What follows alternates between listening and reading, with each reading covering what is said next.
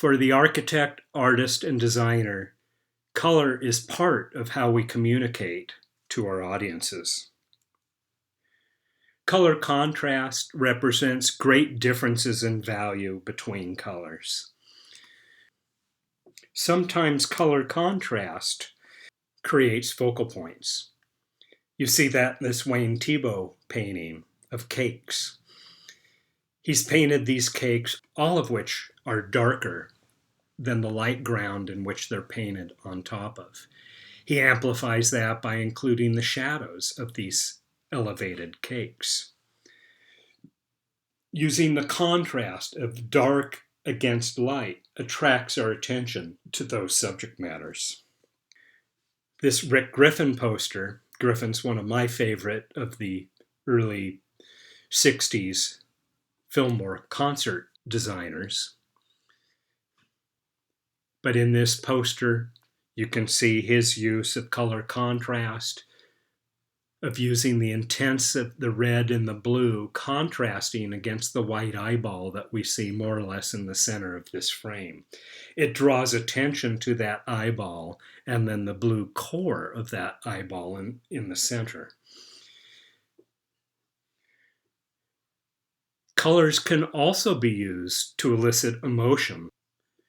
Leon Golub is a contemporary painter who often paints about very unsettling, even scary situations.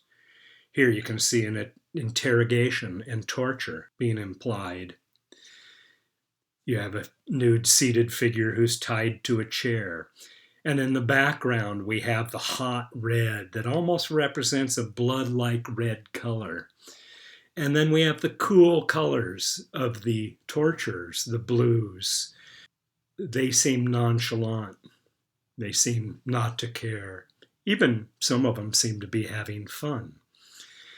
The use of color, the cold and the warm colors, creates both cool and hot emotions. Robert Colescott, an African-American painter who sadly passed away just a few years ago, uses color to an emotional extent in this wreckage of the Medusa. And you can see all the different things going on in this sort of cold blue water. And it's the blueness of the water in the background, the coldness of that suggests in some ways danger, even when some of the people floating don't necessarily support that.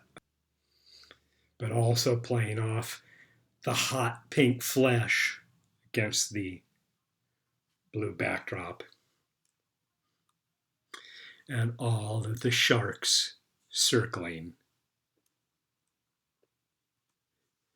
Nancy Burson is a photographer who's been blending images before there was Photoshop or any official approach to digital imaging. Here she took the idea of race and skin color and played with that idea. She blended an image of Donald Trump and Kim Jong-un and created that composite person with a different skin color in each of these images to represent a different ethnicity. Politically, she's trying to suggest we're all one. Doesn't matter what skin color you are. It doesn't really matter what you look like. It's what you think and what you do. Color can be used as symbolism as well. Colors acquire connotative meanings that vary from culture to culture and sometimes change with time. In differing cultures, colors have represented mercy, virtue, faith, truth, direction, life, or death. Colors play an important role in our lives. They can remind us of a place, they can remind us of a time of year, or some of our favorite traditions or favorite people. But when it comes to what colors symbolize in different cultures, these associations widely vary. For example, red is the most potent color of all colors in Indian culture. Among its meanings are fear and fire, wealth and power, purity, fertility, love, seduction, and beauty. You can see all of those elements represented in this Indian painting. In South Africa, red is associated with mourning. The red in the country's flag symbolizes violence and sacrifices that were made during its struggle for independence. In Thailand, each day of the week is associated with a specific color, and that color is linked with a particular god. Red is the color of Sundays, and it's associated with Surya, the solar god. In China, red is traditionally worn on New Year's, as well as during funerals and weddings. It represents celebration and is meant to bring luck, prosperity, happiness, and a long life to its people. Well, Paul Gauguin, in this piece, The Vision After the Sermon, painting on canvas from 1888, red is associated often with fire and blood. It's used sometimes to represent danger, anger, and violence in Western cultures. For that same reason, it's also associated with affairs of the heart, like love and passion. In Gauguin's Vision After the Sermon, Jacob, and you see him here, is wrestling with the angel in a field of blood red, suggesting a spiritual battle. It's a metaphor for his internal struggle against the will of God. And juxtapose that against the white, the habits from the nun that might suggest good and purity as they pray over the struggle going on in the flesh. Well, blue is often thought of as a safe color. In Europe and North America, for example, it often symbolizes wealth, authority, security, and trust. It's usually a peaceful and soothing color. But in other cultures, it represents sadness, loneliness, and even despair. While blue may be a symbol of spirituality, blue is a symbol in some cultures of spirituality, heaven, and immortality. In the Ukraine, blue is used as a symbol of good health. The Hindus associate blue with their god Krishna, which is a representation of divine joy and love. Followers of Judaism associate blue with divinity and holiness.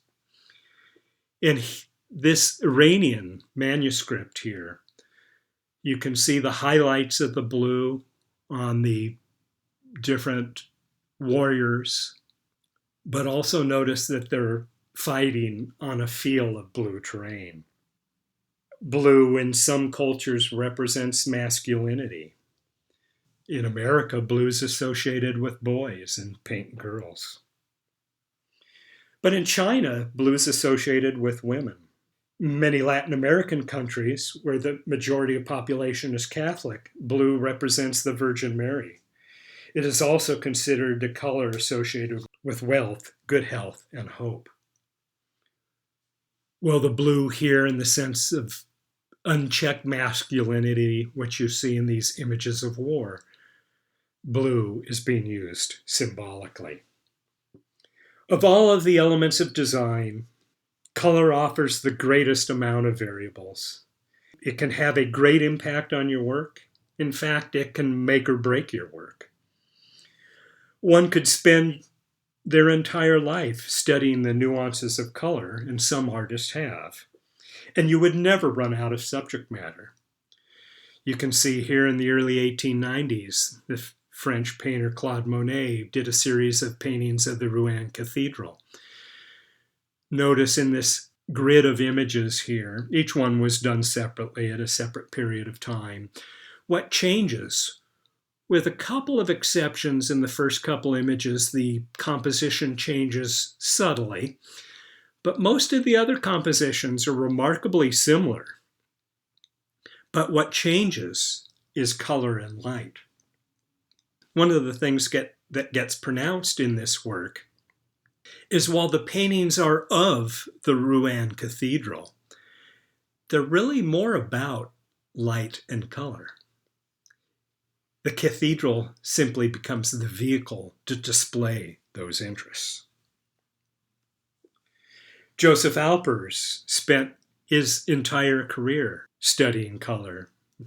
He did a series for 40 or 50 years called Homage to the Square, where he painted squares of different sizes and colors and different color intensities. And really what he's looking at is color combinations. And he's playing with those ideas throughout his career. You can see his interest in color in the quote that I've provided. Following the knowledge and basic approaches to color that are outlined in these series of talks, it will provide you a foundation for all of your two-dimensional works, and indeed can be applied to most three-dimensional artwork situations as well.